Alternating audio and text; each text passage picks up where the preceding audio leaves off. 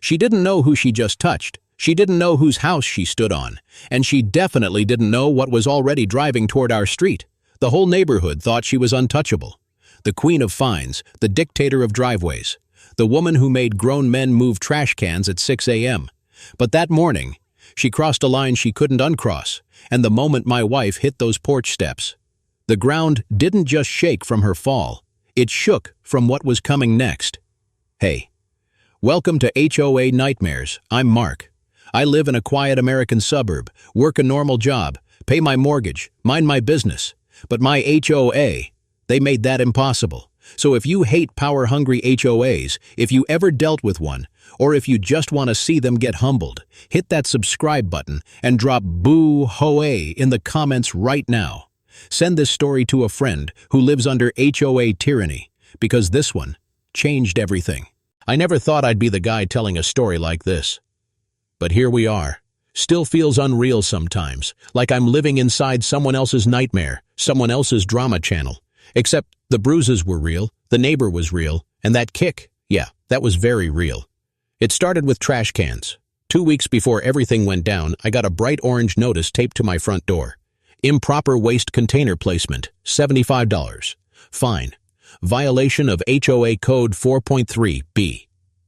At first I laughed, because my trash cans were literally 2 inches off their official line. 2 inches. Not feet, not blocking anything, just 2 inches. I thought it was a joke. But that's when I met her. Deborah. Everyone called her the HOA Karen. She didn't like that name, which made people use it more. Tall, blonde, perfect blow-dry hair, always walking like the street belonged to her. She wore heels like weapons and sunglasses like shields. That day she knocked on my door. Hard. The kind of knock that isn't a request. It's a command. I opened it. My wife Amanda stood behind me, holding our coffee mugs. Deborah didn't even say hello. She just held up a clipboard and pointed at my driveway like she was accusing it of murder. "Your bins are out of regulation," she said, flat voice, like a court judge. No emotion, just power. I tried to keep it friendly, because I'm not into drama. I said, "They're a few inches off. I'll move them." She didn't even blink. "You were notified already. The fine stands." That was the moment I felt it. That tight feeling in your chest when you realize this person enjoys this. Not the rules, the power. Amanda stepped forward. We weren't notified, we just moved in. Deborah looked at her, slowly up and down, not with kindness, not with empathy, just judgment. "This neighborhood has standards," she said, "and if you can't respect them, maybe you shouldn't have moved here." I could see Amanda's hand tighten around the mug. I stepped in, tried to keep peace. "We'll pay it if needed, but please don't talk like that." She smiled for the first time, a thin, satisfied smile. "Then we understand each other." And she walked off our porch like a queen leaving her throne. After that, they didn't stop. Lawn too long, mailbox color wrong, driveway spot unapproved. Every week, a new letter, a new fine, a new problem. It felt targeted. And it was. Because we started asking questions. Where does the money go? Why are fines so frequent? Why only some houses? People were scared to answer. Neighbors would nod, but then avoid eye contact. Everyone had a story. Nobody had a voice. Until that morning. The air felt weird, heavy. Amanda stepped outside to grab a package. She wore a simple gray dress, hair loose, barefoot on our porch. I was behind her, still half asleep, coffee in hand. And then I heard her. Not talking. Arguing. That sharp tone, that icy voice. Deborah. She stood at the bottom of the steps, clipboard again, same cold posture. "There has been a formal complaint," she said. Amanda looked confused. "What now?" Deborah pointed at our flower pots. "These are not HOA-approved design." Amanda didn't even argue, she just laughed lightly. "You're joking," she said. Deborah's lips tightened. "I don't joke about compliance." And that's when she stepped up, onto our property, onto our porch, uninvited. I stepped forward. Amanda didn't even notice. Deborah pointed at a pot. "You change them, or you get fined again." Amanda sighed, finally tired of the crap. "This is our home, not your kingdom." Silence. Heavy, cold, dead silence. And then, Deborah moved. Fast. She stepped forward, raised her leg, and kicked Amanda. Hard. Right in the stomach. Amanda gasped. Her body folded, and she fell backward. Down the porch steps. Hitting wood, hitting rail, hitting concrete. Everything happened in seconds, but it replayed in my head like slow motion. Her foot in the air, Amanda's shocked face. That moment when time froze. My heart stopped. I ran to her, calling her name, shaking. "You okay?" I whispered. Deborah just stood there. No panic, no regret. She straightened her jacket like she just adjusted a chair. She was being aggressive. She said. That's when I heard it. Low at first, like thunder far away. A rumble. From the street. The ground slightly trembling. And I looked up and saw something that didn't belong in our quiet little neighborhood. At least not yet. 5 massive military convoys, turning onto our road, slow, loud, heavy, and every neighbor, every curtain, every garage door, opened. Because when America's military shows up on a quiet HOA street, something big just happened, and I just stood there, holding my wife, as the first engine growl echoed against our homes. And I wondered, did Deborah finally pick the wrong house, or was this just the beginning? Tell me, have you ever had an HOA person cross a line like this? Or would you just stay silent? The engines were loud, too loud for a quiet street like ours, low, deep, like thunder crawling across asphalt. I could feel it in my chest, in my ribs, in my palms pressing against Amanda's shoulders. She was shaking. Not just from pain, but from shock, from humiliation, from what just happened. And Deborah. She was still standing there, arms folded, chin slightly raised, like she didn't just kick a woman off her own porch, like she just issued another parking violation. Neighbors started appearing, doors cracked open, garage doors lifting slowly, curtains shifting. Everyone suddenly cared, but nobody stepped forward. Not yet, because when you live under an HOA long enough, you learn to stay quiet, even when something is clearly wrong. The first military truck turned the corner, big, heavy, green, dirty tires, dust trailing behind like a storm. Then the second, the third, the fourth, the fifth, 5 of them. Exactly. Their presence didn't make sense. Not here, not on Maple Ridge Lane, the most boring street in our entire city, a place where the biggest drama was mailbox heights and lawn color. Deborah finally noticed. Her head turned slowly, that perfect sprayed hair moving slightly in the wind. Her confident face changed just a little. Not fear yet. No, not her. More like confusion, like seeing a rule she couldn't enforce. "What is this?" she muttered. Not to me, not to Amanda, just to the air. The first truck stopped at the end of the street, the others lined up behind it, perfectly spaced, like a parade of consequences. The engines idled. Low growls, vibrating windows. People stepped outside fully now, phones raised, some recording, some whispering, everyone wanting to be a witness, but not a participant. Amanda moaned softly. I held her tighter. "You okay?"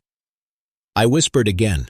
She nodded slowly, through pain, through shock, through everything, but her eyes were locked forward, on Deborah, and Deborah's eyes were now locked on those trucks.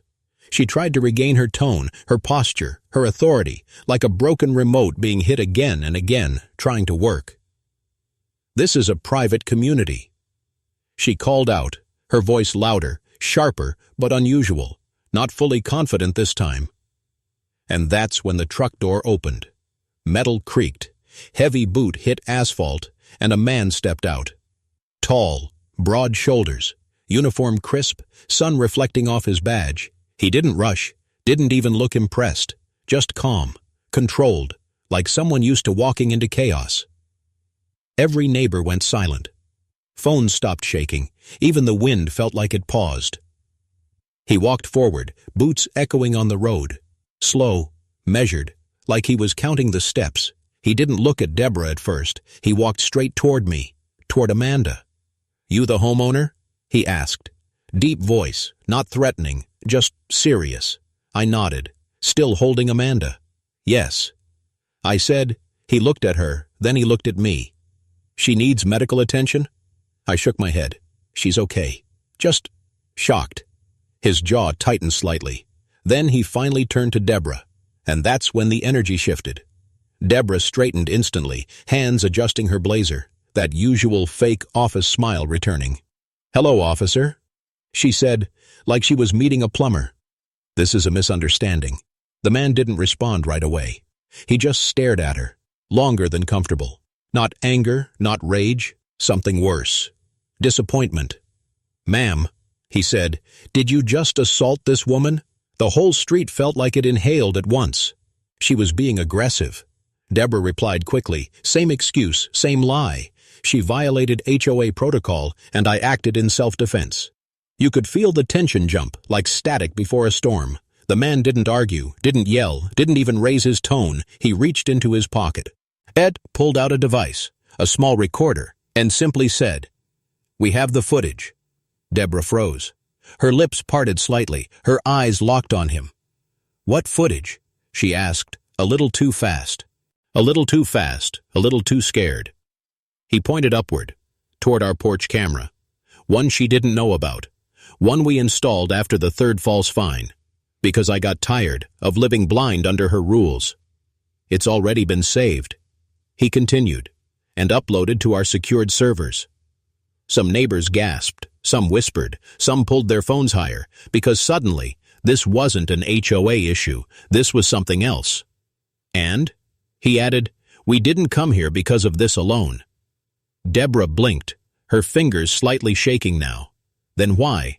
She started, but he cut her off, cold, calm, controlled, because someone filed a formal complaint. He looked around, slowly, at every house, every frozen face, every silent neighbor. And when we checked your HOA's records, he continued, we found a long list of irregular activities. Deborah swallowed dry, her power draining, like an unplugged machine. Unapproved fines. Selective harassment. Threats. Misuse of collected funds. Each word hit her, like slow punches, not fast, not loud, just deadly accurate. And this morning, he paused. You crossed from abuse of power into assault. Deborah laughed, but not her usual confident laugh. No, this one was cracked, forced. This is ridiculous, she said. You don't have authority here. This is a private association. He stepped closer, not angry, just inevitable. You'd be surprised, he replied. And you should also know, you're not the one in charge anymore. That's when two more officers stepped out of the convoy. Serious faces, hands behind their backs, no rush, no drama, just procedure. Deborah's eyes widened slightly. Not panic yet, but the first real crack in her armor. Sir, she said, trying to soften her voice. We can talk about this. It's just a misunderstanding. You know how residents can be. She motioned vaguely toward neighbors like we were the problem. The officer didn't even blink. We've been watching, he said, for months. That line made the entire street go cold. Neighbors started murmuring, some finally stepping onto sidewalks, some looking guilty, some relieved, some scared, because when someone says, we've been watching, you start wondering, who and how long? Deborah backed a step, then another. Her heel clicked on the wood porch. She was now standing where Amanda fell. The same spot, the same edge, the same height. And suddenly, for the first time, she didn't look like a queen. She looked small. I looked down at Amanda. Her hand clenched mine, her fingers cold. She whispered, "Don't let her get away." And I knew. This wasn't just about a kick anymore. This was about everything she did, everything she took, everything she got away with. And as I stood there, watching those officers closing in, watching her forced smile slowly disappear, I had one question in my head. And now I'm asking you. If someone ruled your neighborhood with fear for years, and you finally had the power to expose them. Would you show mercy, or make sure they never rise again? The air felt heavier now, like the whole street was holding its breath. Not for me, not for Amanda, for her, Deborah. She stood on my porch like she still belonged there, but you could see it in her eyes. The control was slipping, slow, painfully, like someone trying to hold water in their hands. The officer stepped closer, not touching her, not rushing, just closing space, like pressure building before a storm. "Ma'am?" he said slowly. "You're going to step down from the porch." Deborah blinked. Once, twice, she didn't move. "This is private property," she snapped, her voice sharper again. "I don't need to follow military orders. This is a civil matter." Her old tone tried to come back, that HOA tone, that boardroom queen energy, but it sounded weaker now, cracked, like a glass about to shatter. The officer didn't react emotionally. He just reached behind him, gave a subtle hand signal, and that's when I noticed. The other trucks were opening. Quietly, systematically, one by one. More uniformed men stepped out, not aggressive, not angry, just organized, like this wasn't their first storm. Neighbors backed away slowly, like waves pulling from shore, phones shaking, whispers rising. Even the ones who once supported her, even the ones scared of her, were starting to understand. This was real. Deborah finally stepped back. Her heel hit the porch floor, her balance slightly off, just for a second, just enough. "You don't understand." She tried again, her voice softer now, more desperate. "This community elected me. I built order here. Before me it was chaos, unpainted fences, broken rules, uncivil behavior." She looked around, at all the homeowners, like she expected backup, but all she saw were people tired, people silent, people relieved. And that hurt her more than any handcuffs ever could. "You didn't build order," the officer said. "You built control." He turned, signaling another man forward, a younger officer holding a slim black folder. He opened it slowly, like unveiling history. "Financial records." He said, "HOA fund misuse. Selective penalties. Property value manipulation." Each line he read. Deborah's face drained more color. Her lips tightened, her jaw locked, but her hands, they wouldn't stop shaking.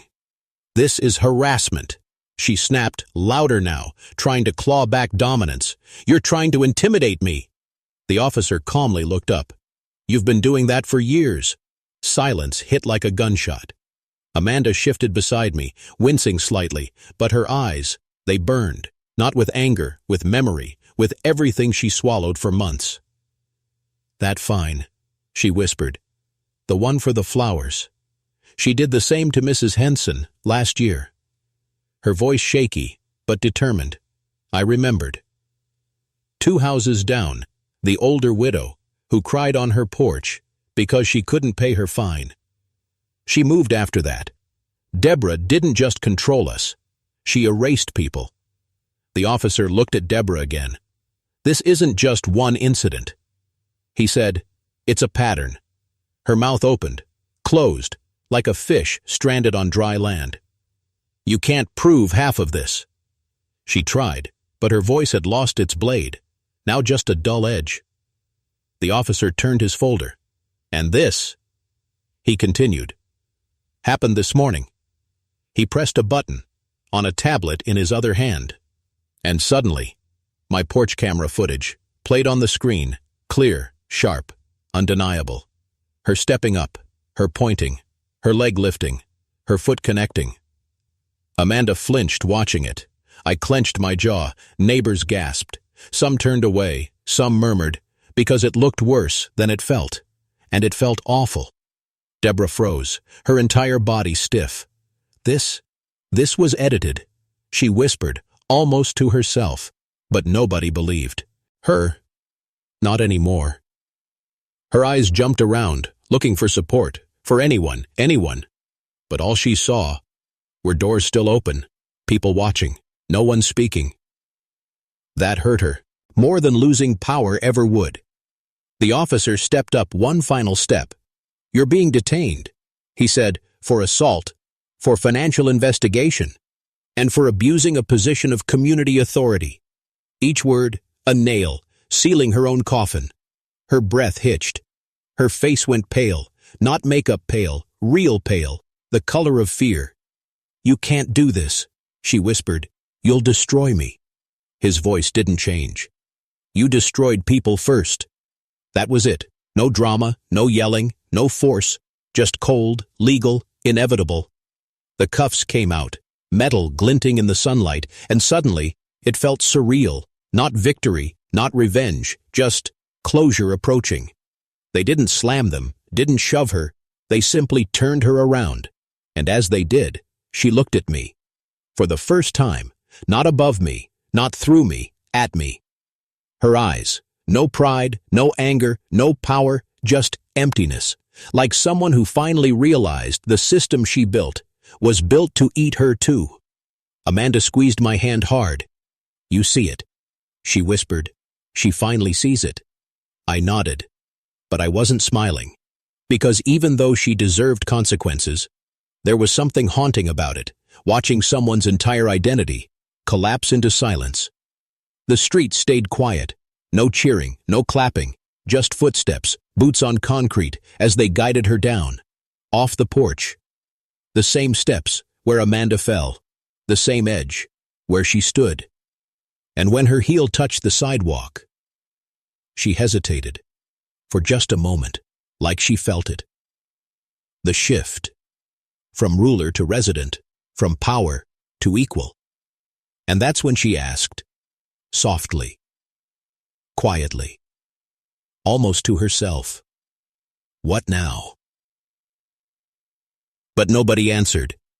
Not the officers, not the neighbors, not even me. Because what now was no longer hers to decide. I watched as they led her toward the convoy. Everyone watching, but nobody celebrating, and I realized something. This wasn't just about Deborah. There were others. On that board, in that system, behind those letters, behind those signatures, still hiding. And if they were willing to take her, how many more were they coming for? So tell me, if you found out your HOA wasn't just corrupt, but part of something bigger, would you investigate further, or let it end here before it gets dangerous?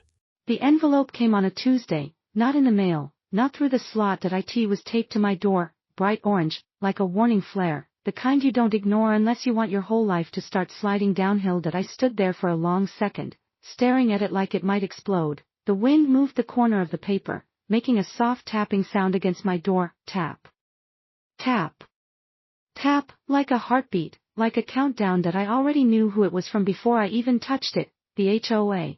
Because they don't knock, they don't talk, they don't communicate, they just slap paper on your home like you're an object in their neighborhood museum. That I peeled it off slowly. That it left a sticky mark behind, like a reminder that even paper can leave scars. Violation notice #0147. That's what it said at the top, big bold letters. No greeting. No name, just authority. My eyes dropped down the page. Reason: unauthorized modifications to front exterior, violation. Non-compliant flower placement, required action, immediate removal or face penalties, fine, $250 per day after 72 hours. That I laughed, not because it was funny, but because sometimes, when things get too ridiculous, your brain short-circuits just to survive it. Flower placement. That's what this had come to, not noise complaints.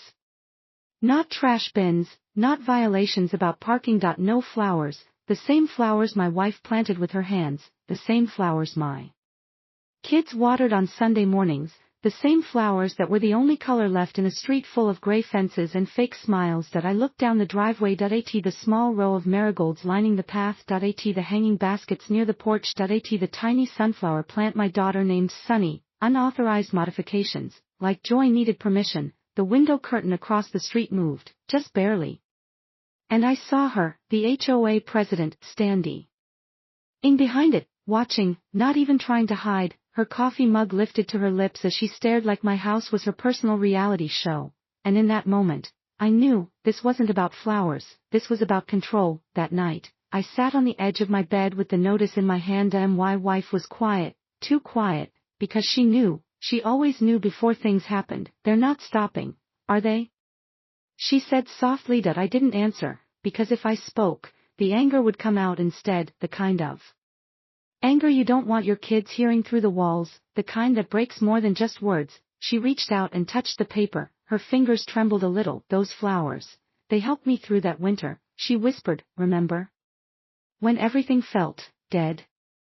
I did remember, the snow, the silence, the hospital visits, the way depression wrapped around our home like a fog, and those tiny green sprouts pushing through the soil, still alive, still trying, just like us. The next morning, I stepped outside early, the air was cool, the street was quiet, but I wasn't dead. I stood there looking at those flowers again, and I realized something. These weren't just plants, they were proof. Proof that this place wasn't just a house, that it was a home, and the HOA didn't get to erase that. Because someone with too much free time wanted to feel powerful. Then I saw it, another envelope, this one on my neighbor's door, same orange, same authority, different number, violation #0148. That I walked closer. That he opened his door just as I reached his steps, confusion written all over his face. They said my driveway lines are too faded, he said, holding it up. They want me to repaint them, or pay. His voice cracked, not with anger, with exhaustion, and that's when it hit me. This wasn't just about me, this was a campaign. A sweep. A reminder that they owned the street, without actually owning anything. Later that day, a post went up on the neighborhood board. All residents are reminded to maintain HOA standards. Non-compliance will result in immediate action. No names, no faces, just fear printed in polite words, and below it, a signature, her name. That night, I didn't sleep, not because of the fine, not because of the money, but because I knew something else was coming, the kind of thing that isn't written on paper, the kind you feel in your chest before it happens, like the air going still before a storm. On the third day, she came, not with a notice, not with paper, but in person, standing on my porch again, same position, same stance, but different eyes, not smug. This time, calculating. Have you decided? She asked. Decided what? Whether you're going to comply, she said, glancing at the flowers like they personally offended her. I looked at her, really looked. At the person who had turned our life into paperwork. You mean whether I'm going to erase a piece of my home, to make your spreadsheet cleaner? I said. Her mouth tightened. This isn't personal. It's policy. I tilted my head. Funny, I said, it feels personal when you watch from your window every morning. Her eyes flicked away, just for a second, but I saw it, the crack, the smallest one. The first one. And sometimes, that's all it takes. She took a step back. This is your last warning, she said. You have 24 hours. Then she turned and walked down the steps, her shoes clicking like a judge's gavel on concrete. I stood there after she left, not moving, not blinking, just staring at my flowers, the ones trembling slightly in the wind, like they knew, like they were waiting, and inside me, something shifted, something heavy, something dangerous, not anger, not fear, but decision, because some things in life, you don't remove. No matter the cost. The morning came like a quiet threat. No thunder, no rain, no signs of anything dramatic. Just sunlight spilling over the street like nothing was wrong. And yet, everything felt wrong. The kind of wrong that sits in your stomach and doesn't move. The kind that waits. I stood on the porch, barefoot. The wooden boards cold under my feet. The flowers swaying slightly in the morning breeze. Just normal. Just alive. Just doing what flowers do. And apparently, illegal. Inside, my wife watched from the doorway, not speaking, because words wouldn't change what was happening. The kids were still asleep. I was glad for that. Kids shouldn't wake up to watch adults ruin things that make them smile. They shouldn't have to learn this early, how authority can choke beauty. My phone buzzed. A message from my neighbor. They gave me a deadline too. Today. I'm not paying. But I'm scared. I stared at the screen for a second, then typed back. You're not alone anymore. And for the first time all week, I actually believed it. The clock hit 9:00 a.m. Right on the second.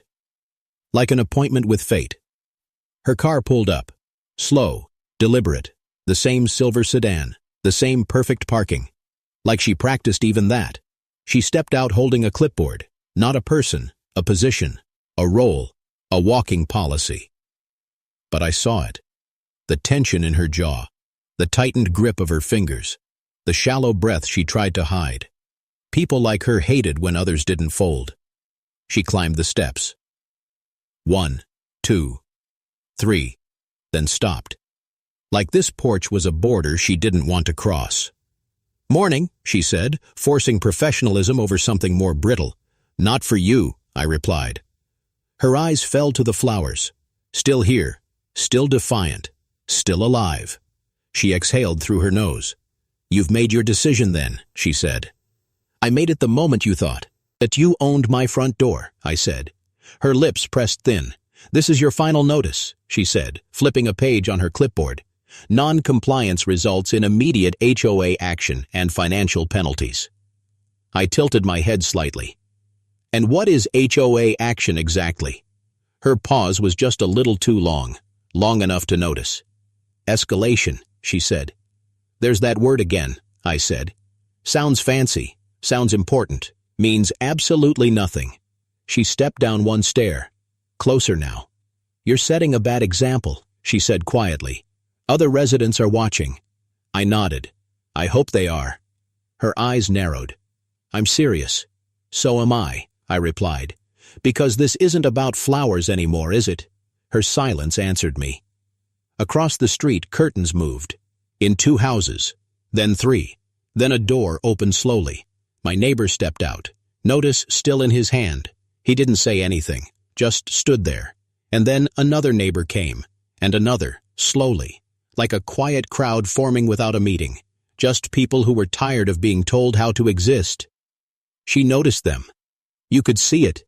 Her eyes scanning the street, the audience she never wanted. "Everyone should return to their properties," she called out, trying to sound in control. Nobody moved. Nobody spoke. But nobody left.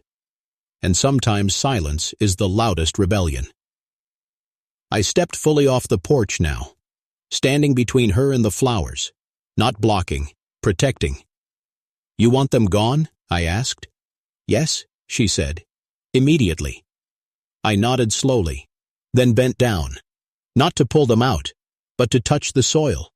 The same soil my wife's hands pressed, the same soil my daughter patted after she planted Sunny. I looked up at her again. "No." The word wasn't loud. It didn't need to be. It carried its own weight. It dropped between us like a stone. Her face changed. Not anger, not shock, something worse. Loss of control. "Then you leave me no choice," she snapped. She turned around fast, walked down the steps hard, her heels angry now, loud, sharp, like she was punishing the ground for existing. Her car door slammed. The engine started, but she didn't drive away instantly. She sat there, hands gripping the steering wheel. And I wondered, for just a second, was she scared too?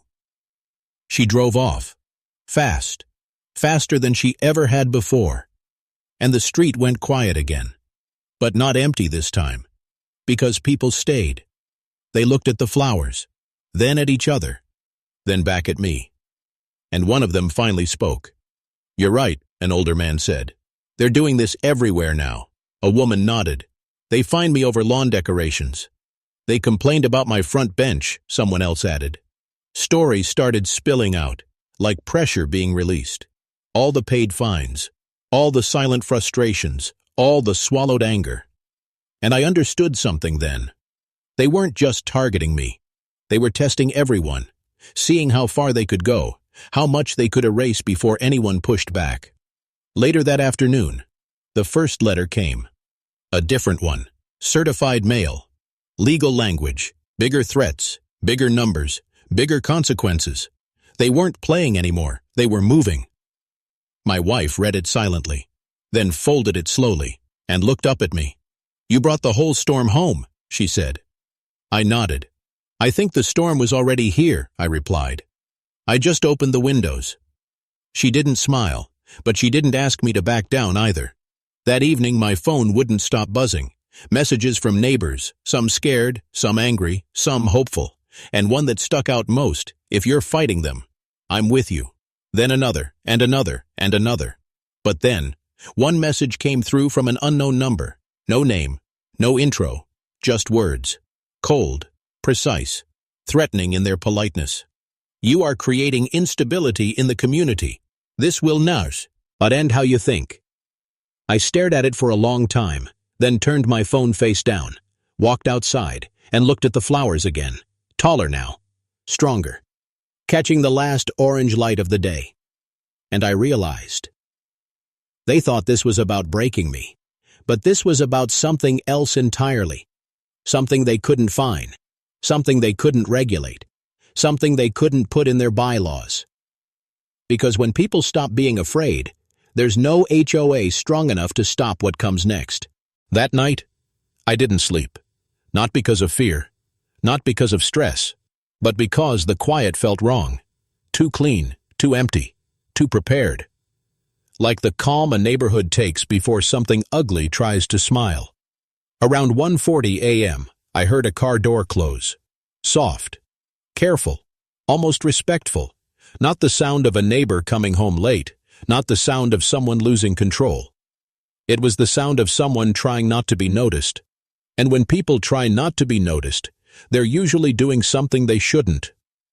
I moved to the window, slow, not to wake my wife, not to disturb the kids, just me and the dark. Peeking through a curtain like a man watching his own fate park outside. 2 vehicles, black, no logos, no markings, just silhouettes. And 3 shadows stepping out. Big, still, waiting. They didn't come to my door. They came to the sidewalk. They stood there and waited, like they wanted me to notice, like they wanted control before words were even spoken. I stepped outside. Sweatpants, old hoodie, bare feet again. The porch was becoming a battlefield, but this time, there were no clipboards, no HOA notices, no fake smiles, just uniforms, but not police, not military, not anyone official, just security. Private. The type hired when power wants to hide behind money. "You the homeowner?" one asked. Deep voice. No emotion, like a machine that learned how to talk. "Depends who's asking," I replied. He shifted his jaw. "Community enforcement." I almost laughed, not because it was funny, because it was pathetic. "You mean HOA," I said. "Say it. Don't hide behind nicer words." He didn't respond, just motioned with his chin toward the flowers. "These need to be removed, immediately." There it was again. The same sentence, different uniform, same energy.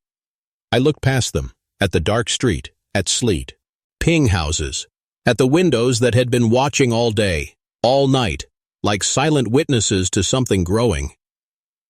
"You really sent men at 2 a.m. for flowers?" I asked. He didn't answer directly.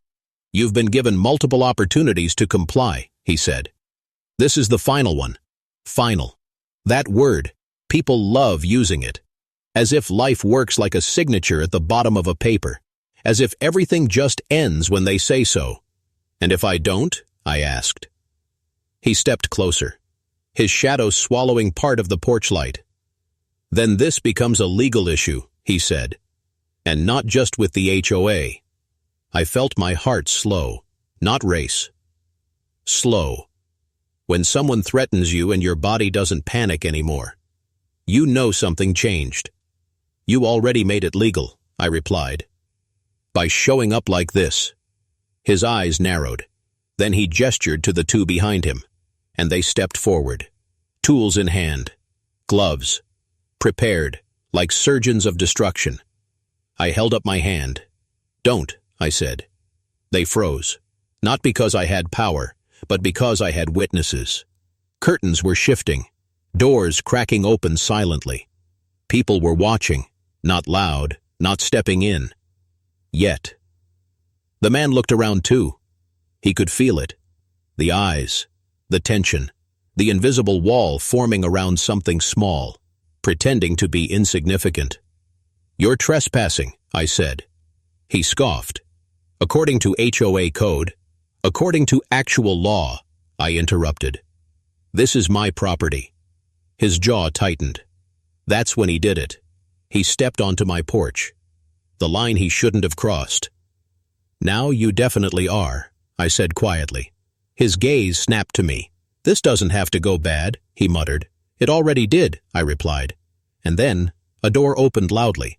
Across the street, not carefully, not silently, just bold. And my neighbor stepped out. The same one with the notice. Holding his phone up, camera on, recording. You touch anything, he called out, and this goes straight online, everywhere. The man froze, because power hates being witnessed. Power only works when it's in the dark. Another door opened, then another. People stepping out now, not hiding, not watching through curtains anymore. Standing, phones out, lights on.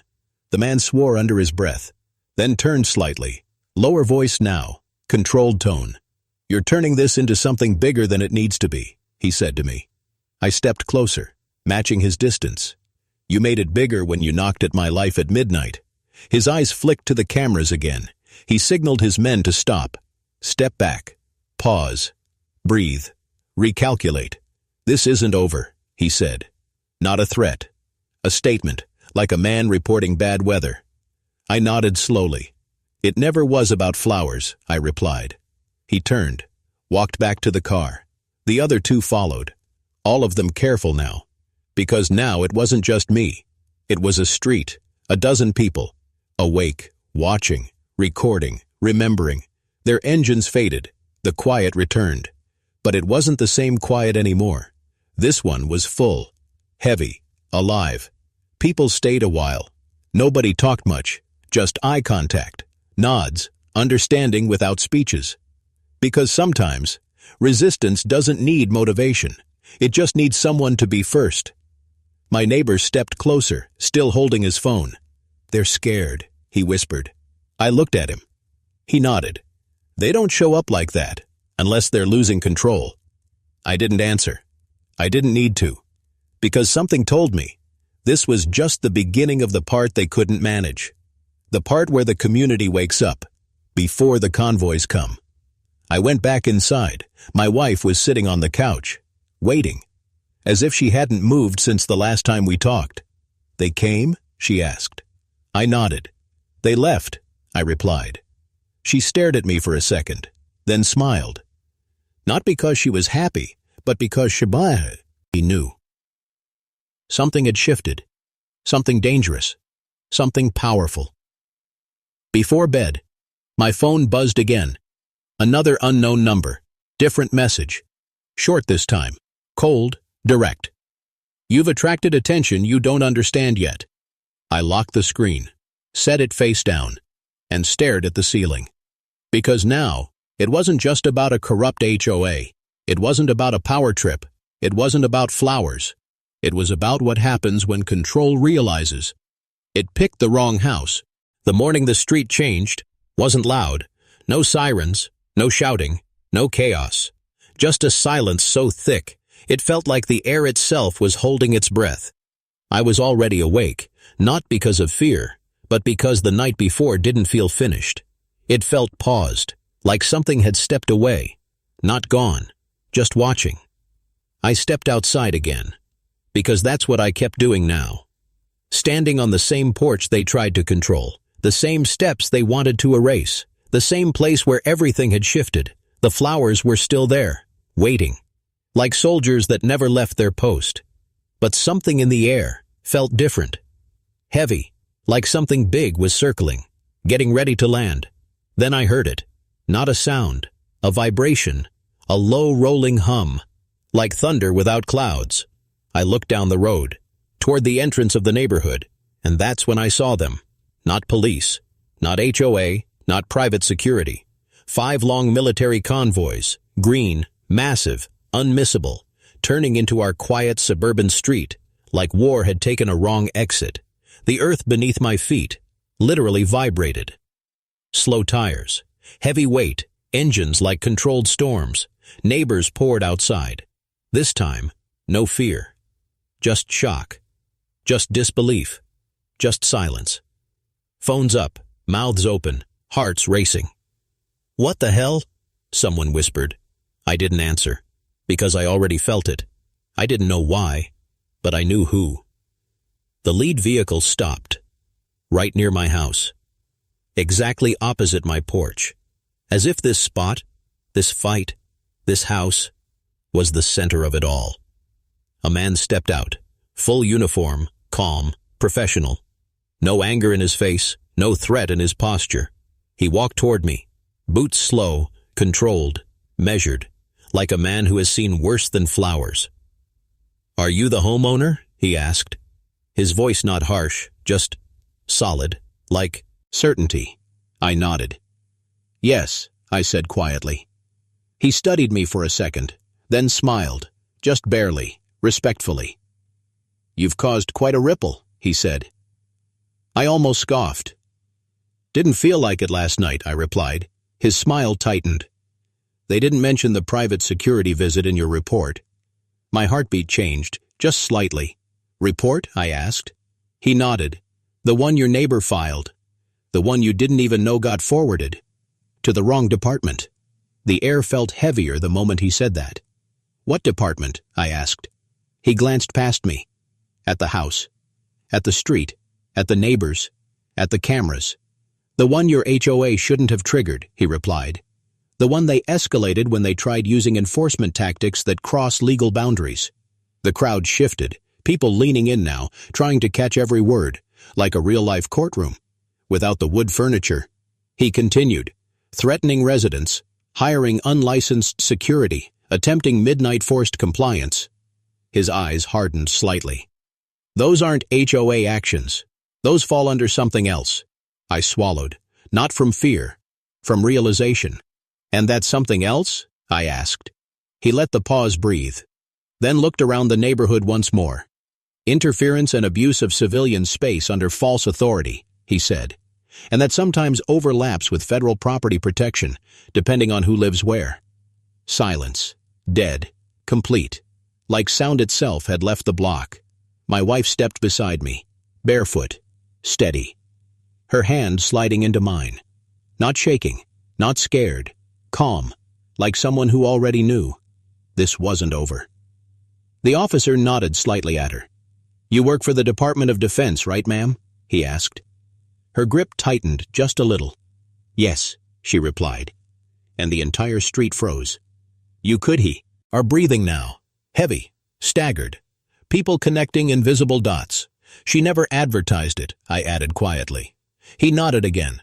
"But your HOA did what they always do," he said. "Dug too deep into things that weren't their business." His eyes shifted toward the head of the convoy, vehicles lined up perfectly. Prepared. Not for war, for something worse. Accountability. "An HOA board is about lawns," he continued. "Not intimidation, not harassment, and not entering the private spaces of federal contractors' homes during restricted hours." Someone gasped. Not loud, just shock slipping out. He straightened, full posture now, full authority. "This community is being placed under investigation, effective immediately." The word investigation hit harder than any threat they ever tried, because this one was real. "But we didn't do anything," someone called. He half smiled again. "And some of you didn't," he said. "But some of you were forced into silence. And that's the same thing, just quieter." He turned to me. "You'll be contacted officially," he said. "You'll be protected." Then his voice softened. "And your flowers can stay." A strange laugh escaped my chest, not because it was funny, because after everything, that small sentence meant more than all the threats combined. The convoys didn't stay long. They never needed to. They had already done the damage, the quiet kind, the permanent kind. But that wasn't the real moment. The real moment was when another car pulled up, silver, perfectly clean, too familiar. She stepped out, the HOA president, her face pale, her makeup gone, no clipboard, no polish, no power. She didn't look at the officer, didn't look at the crowd, didn't look at the houses she ruled with paper. She looked at me, just me. You didn't have to do this, she said. Her voice wasn't sharp anymore. It was small, fragile. I stepped down from the porch, slow, calm, not angry, not victorious, just present. You didn't have to knock on my life either, I replied. She flinched, like the words had weight. I just wanted order, she whispered. I nodded. So did we, I said. Just not your kind. Her eyes filled. Not with anger, not with hatred, just regret. And regret wears uglier than power ever did. She turned, walked toward her car. No insults, no threats, no final remarks. And the street watched her go, the same way it once watched me, silently, without applause, without comfort. Because justice never needs an audience, it just needs time. I went back onto the porch, touched the flowers again.